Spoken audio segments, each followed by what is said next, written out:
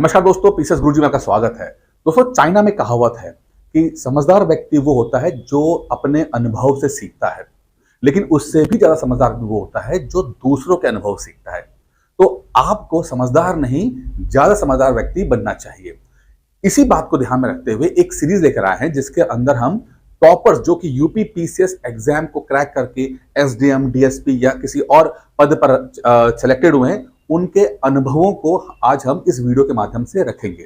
तो आज की वीडियो में, पहला वीडियो है, आज की वीडियो में हम दीपक सिंह जी जो हैं, जो कि एसडीएम बने 2023 में सिलेक्ट होते हैं, उन्होंने जो भी अपना एक्सपीरियंस बताया, उनकी जुबानी जो भी एक्सपीरियंस है वो हम आज डिस्कस करेंगे।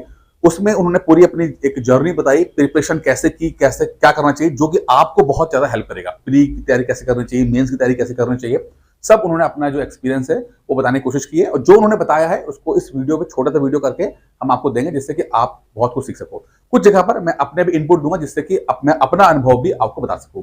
सबसे इंटरेस्टिंग बात देखिए और सबसे इंस्पायरिंग बात जो है वो ये है कि दीपक सिंह जी जो हैं वो 2018 में पुलिस कांस्टेबल के रूप में सेलेक्ट होते हैं।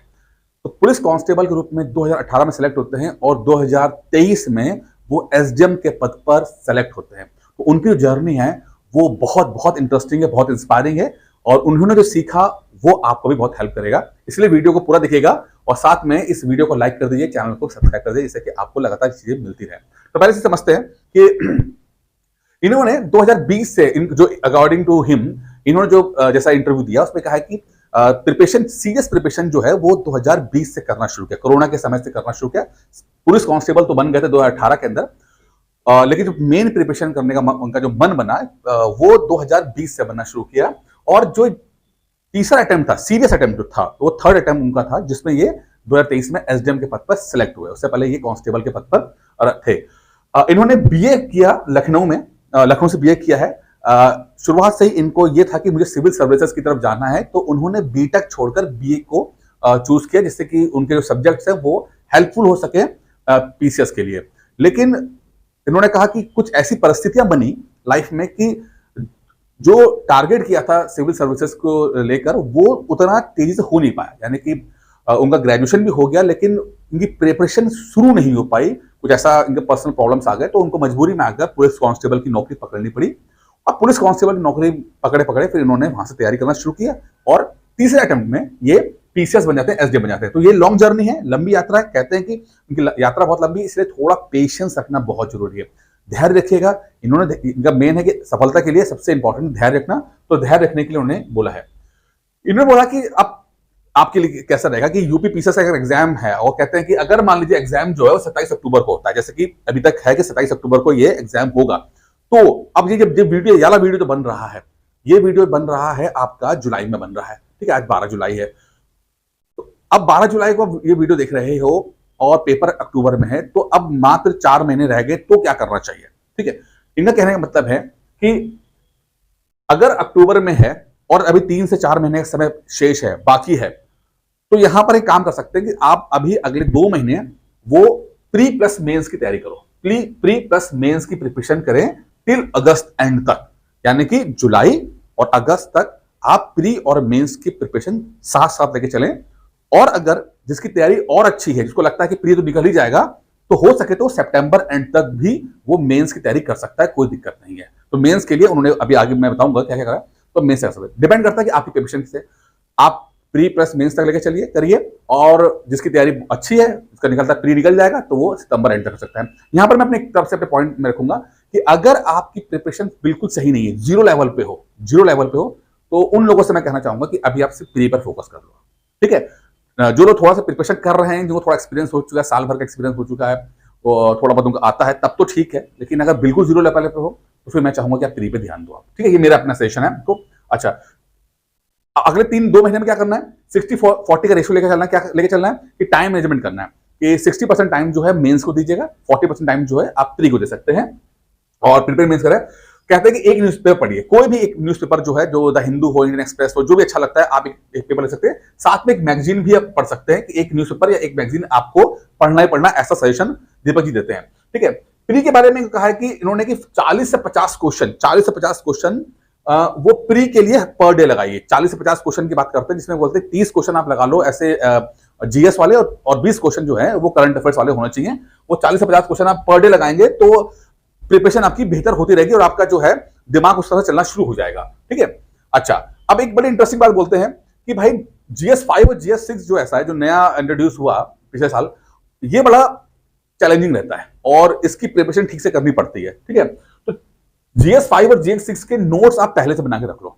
GS5 और GS6 के नोट्स जो हैं बना लीजिए। अब GS5 और GS6 में कहते हैं कि अब बहुत कुछ तो ऐसा होता है कि थोड़ा सा कहते हैं ना कि ट्रेडिशनल वे में आता है, हिस्ट्री विस्ट्री आ जाती है, तो वो तो बुक से मिल जाता है, लेकिन बहुत कुछ करंट अफेयर संबंधित आता है।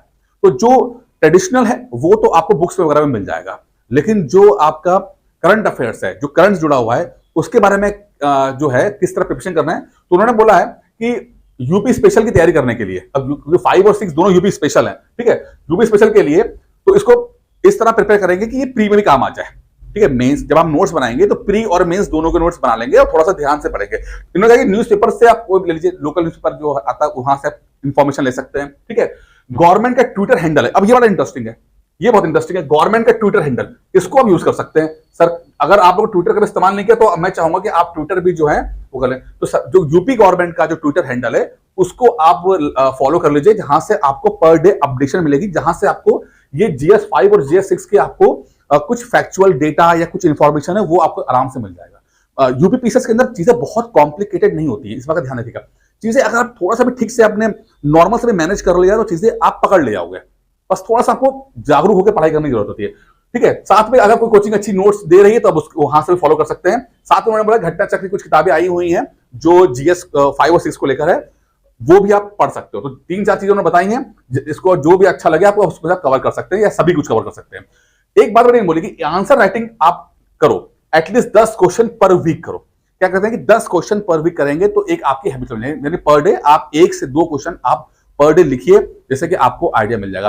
फिर मैं कहूंगा कि ये उनके लिए सही है जिनकी प्रिपरेशन या तो चल रही थी, पिछले 2-4 साल से चल रही थी, या अच्छी खासी तैयारी हो चुकी है, उनके लिए तो सही है कि आप पर डे लिखें। अगर बहुत बेसिक लेवल पे हो, जीरो लेवल पे हो, तो मैं चाहूंगा कि आप इसको फिलहाल अवॉइड कर दो, सीधे प्री पे फोकस करो। ठीक है। डबल काम मत पकड़िए, दिक्कत हो जाएगी इसके अंदर।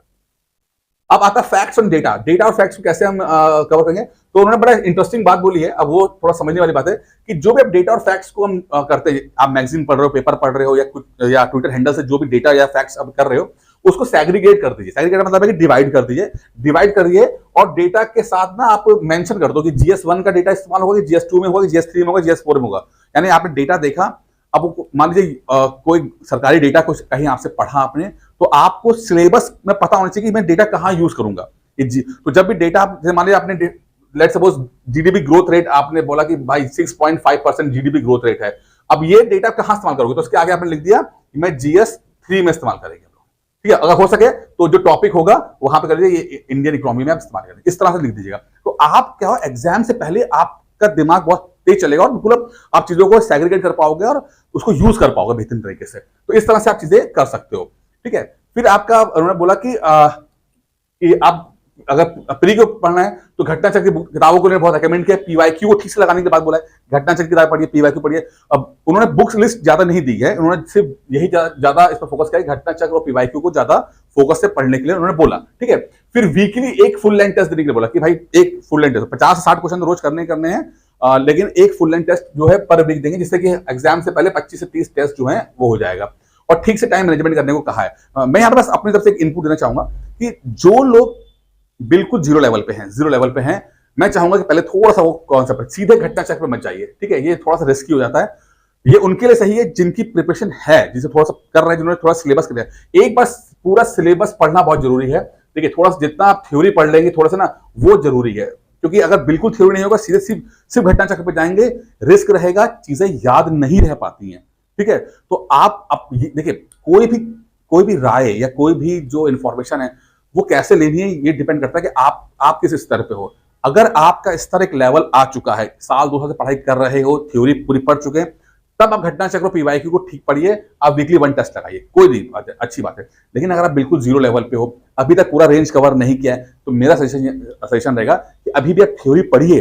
ठीक है। थ्योरी पढ़ेंगे तो आप जो ये घटना चक्र है उसका भी आप पढ़ पाओगे और एक रेंज कवर कर पाओगे, साथ में कॉन्फिडेंस भी आपको आएगा कि हाँ भाई ये मैं पूरा मुझे आता है, कि नया क्वेश्चन भी आएगा तो भी कर ले जाएंगे, नया क्वेश्चन भी आएगा तो, क्योंकि अगर सिर्फ आप घटना चक्र को रटने की कोशिश करते हो तो बड़ा रिस्की रह जाता है कि अगर मान लीजिए एक तो रटी हुई चीजें अगर आपने जो समझी नहीं है सिर्फ रटा है तो बड़ा रिस्की है, वो याद नहीं रहता। और दूसरा क्या, अगर क्वेश्चन थोड़ा सा भी घुमा के आएगा तो वहां पर आपको ना चीजें बड़ी कॉम्प्लिकेटेड हो जाती है, समस्या आ जाती है आपको। ठीक है, एक बड़ा इंटरेस्टिंग बात उन्होंने करंट अफेयर्स को लेकर बोली है, बहुत इंटरेस्टिंग है वो। ठीक है, बोला कि आखिरी के 6 महीने का करंट अफेयर्स आप पढ़ लो, कोई किताब नहीं बताई है, बुक उन्होंने रेकमेंड किया, लेकिन बोला कि 6 महीने की किताब आप 6 मंथ्स का जो करंट अफेयर्स आप पढ़ लो। ठीक है, जिसमें से 90% क्वेश्चन आपके आ ही जाते हैं, 90% क्वेश्चन जो हैं वो आपके आ जाएंगे लास्ट के 6 महीने। उसमें भी बड़ी इंटरेस्टिंग बात है कि आखिरी का 4 महीना तो सबसे इंपॉर्टेंट है, यानी अगर अक्टूबर में हो रहा है तो आप जून जुलाई अगस्त सितंबर ये 4 महीने करंट अफेयर्स पढ़ लीजिए, जून जुलाई अगस्त सितंबर पढ़ लीजिए, ये इसमें 80 से 90% क्वेश्चन आपको आ जाएंगे।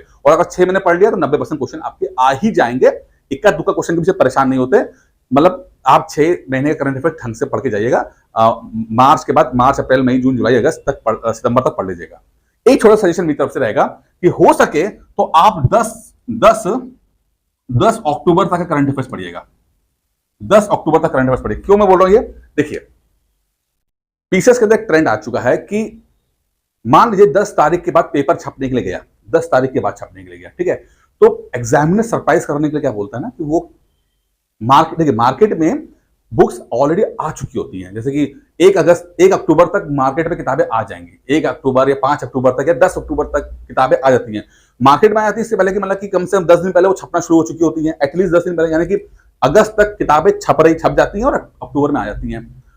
तो देखा क्या कि आखिरी के जो 5-6 दिन का 10 दिन का जो करंट अफेयर्स होता है ना, बड़ा इंपॉर्टेंट होता है कि अगर पेपर छपने गया है, एग्जाम का पेपर छपने 10 दिन पहले गया है तो 10 दिन पहले करंट अफेयर्स बड़ा इंटरेस्ट हो जाएगा। तो 1 तारीख से लेकर 10 तारीख तक, या समझिए कि 25 अगस्त से लेकर या 20 अगस्त से लेकर 25 अगस्त से लेकर 10 अक्टूबर तक का जो करंट अफेयर्स है ना, सबसे इंपॉर्टेंट है। कम से कम 3 से 4 सवाल आपको करंट अफेयर्स के यहीं दिख जाएंगे। क्यों? क्योंकि ये एग्जामिनर आपको टेस्ट करता है, वो भी तो कुछ ना कुछ ऐसा करेगा जिससे कि आप लोगों की हालत खराब हो। तो ये करंट अफेयर्स आप ठीक से पढ़ के जाइएगा, किताबों में नहीं होगा ये करंट अफेयर्स किताबों में नहीं होगा, आपको उसके लिए यूट्यूब या न्यूज़पेपर से को ही फॉलो करना पड़ेगा। लेकिन इस पर एक्स्ट्रा ध्यान दीजिएगा, 3 से 4 क्वेश्चन आपको यहां देखने को मिल जाएंगे। ये मेरा अपना अनुभव है जो आपको बहुत काम आएगा।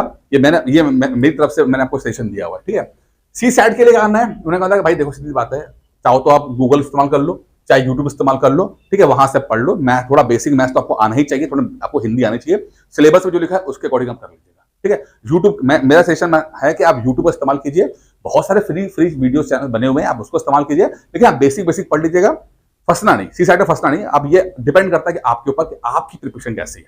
ठीक है, चलिए अब आगे मेंस को लेकर बोलते हैं कि देखिए सबसे इंपॉर्टेंट कहते हैं मेंस को लेकर कि भाई आप हो सके तो सारा सिलेबस पहले पढ़िए, गो थ्रू कीजिए, एक सिलेबस ढंग से पढ़िए, आपके नजर में होना चाहिए कि है क्या क्या चीजें, जिससे कि आपको आइडिया मिले। तो गो थ्रू हर तरह सिलेबस पूरा करिए, क्योंकि डेफिनेशन, हर चीज की डेफिनेशन के बारे में मेंस में ना ज्यादा क्वेश्चन मुश्किल आते नहीं है, simple to the point question आएंगे। अगर सिलेबस आपको पता है, सिलेबस के अकॉर्डिंग आप थोड़ा सा देख लोगे तो चीजें 90% आपकी वहीं फंस जाएंगी, आपकी 90% बताइए। तो सिलेबस के अकॉर्डिंग रहिए, उस रेंज में रहिए, डेफिनेशन हो गया, फैक्ट्स हो गए, इनको पॉइंट वाइज आंसर लिखिए, अपना आंसर पॉइंट वाइज आंसर लिखिए। ठीक है, सिर्फ जो है आपका जो इंट्रोडक्शन होगा एग्जाम में, आंसर में इंट्रोडक्शन, और जो आपका कंक्लूजन होगा सिर्फ वो पैराग्राफ में लिखिएगा, बाकी सब पॉइंट में लिखिएगा। बिल्कुल ठीक है, तो सिंपल आपने आंसर, ये आपका इंट्रोडक्शन हो गया, ठीक है, फिर आपके पॉइंट्स में आंसर हो गया, और फिर आपका जो है ये आपका कंक्लूजन हो गया। ठीक है, इस तरह से आप अपना आंसर लिखेंगे, जल्दी खत्म हो जाएगा और रहेगा। फिर कहते हैं बीच में आप मैप्स और फिगर इस्तेमाल कर सकते हो, कोई मैप बनाना है, कोई फिगर बनाना है, तो यहां पर इस्तेमाल कर सकते हैं, तो बहुत आपको फायदा मिल जाएगा।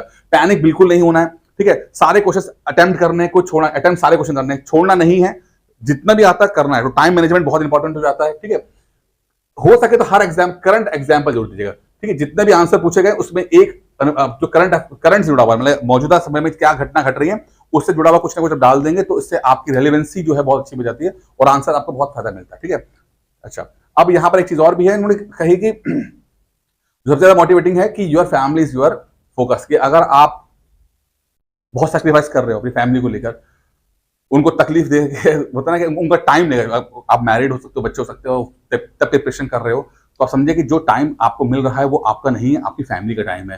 तो मेक श्योर कि आप उस टाइम का 100% यूटिलाइजेशन करें, जिससे कि आपको सफलता मिले और आपको रिग्रेट ना रहे बीच में कि यार मैंने क्या क्या किया। तो ऐसी ये सब बातें जो हैं दीपक सिंह जी ने बताई हैं, ठीक है, कुछ मैंने अपना इनपुट दे दिया है। उम्मीद करता हूँ आपको अच्छा लगेगा। लेकिन मैं यहाँ पे एक पॉइंट और अगर ये सब आप फॉलो कर पाओ तो बहुत अच्छी बात है, बहुत अच्छी बात है, आप इसे फॉलो कर लीजिएगा, ठीक है। अगर आप फॉलो नहीं हो पा रहा है तो मैंने अपनी तरफ से मैंने जो आपने देखे होंगे कि मैंने ट्रेंडिंग वीडियोस बनाए थे जिसमें मैंने कहा था कि टॉपिक्स पे फोकस करने के बोला था कि आप टॉपिक फोकस कर लो और इसमें जो मेन टॉपिक्स है उनको भी अगर आप पढ़ लेते हैं तो आपको बहुत फायदा मिल जाएगा। चीजें वही है थोड़ा, ठीक है। तो अगर आप इनको भी ढंग से पढ़ते हैं, इन टॉपिक्स को भी टारगेट करते हैं, जिसमें मुझे उम्मीद है कि लगभग जो है 250 टॉपिक में से मैंने हमेशा कहा कि 250 टॉपिक्स में जो छाटे हैं उसमें से कम से 80 क्वेश्चन आपको 100% जो है वो मिलेंगे 100। तो ये टॉपिक इंपॉर्टेंट है। मैं घटना चक्र तो इंपॉर्टेंट है, लेकिन घटना चक्र में रिस्क हो जाता है कि क्वेश्चन रिपीट ना करके टॉपिक रिपीट करके तब आप क्या करोगे, ठीक है। तो अगर इनको भी हम फोकस कर ले तो भी आराम से प्री निकाल ले जाते हैं, ठीक है, इसके अंदर। तो ये आप कर सकते हैं, तो वो बहुत इंटरेस्टिंग है। इसके लिए मेरा एक मेंटरशिप प्रोग्राम स्टार्ट किया हुआ है जिसमें आप कुछ चीजें, ये जो टॉपिक्स हैं, ये टॉपिक्स है, इनको याद कराया जाता है, इनको पूरा मटेरियल दिया जाएगा, इन्हें फिर आप घटना चक्र के माध्यम से याद कराया जाएगा। पहला स्टेप घटना चक्र हो जाएगा। आप घटना पढ़ते हो तो घटना से पढ़ने के बाद आप टेस्ट के रूप में देते हो, टेस्ट के रूप में देते हो, वो जरूरी है समझना। अगर आप लेटे लेटे पढ़ोगे ना तो आपकी एफिशिएंसी 60% बनेगी, लेकिन अगर वही चीज आप आंसर के रूप में करोगे तो आपकी एफिशिएंसी 80% तक बनने की संभावना है। समझिए 20-25% का ऐसा ही सुधार हो जाता है। क्यों? क्योंकि दिमाग जिस तरह से काम करता है हमें उस तरह फोकस करना है।